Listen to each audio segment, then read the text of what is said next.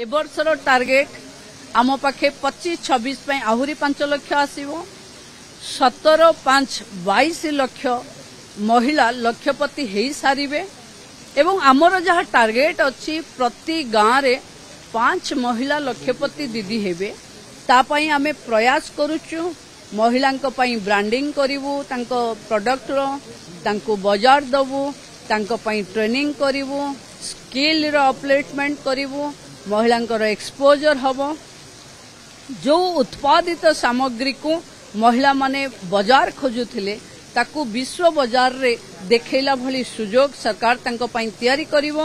मु भाबुची ओडिसा आज जो जातीय कॉन्क्लेव होस्ट करूचे निश्चित भावे जो महिला माने 25 राज्य आसीचंती बा अधिकारी गण आसीचंती ओडिसा तांको पई बेस्ट प्रैक्टिसेस रो मॉडल हबो।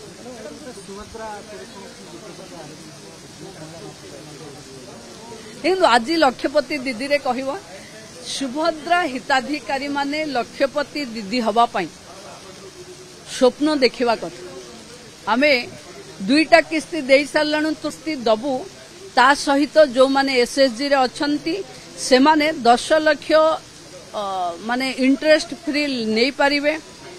जो कम्युनिटी इन्वेस्टमेंट फंड रे 60 लाख आमे दबु आमे रिवॉल्विंग फंड रे 30,000 दबु तेणु आमे पैसा डबल दउचु महिला माने टिकिए उद्यम कले लक्षपति हेबे।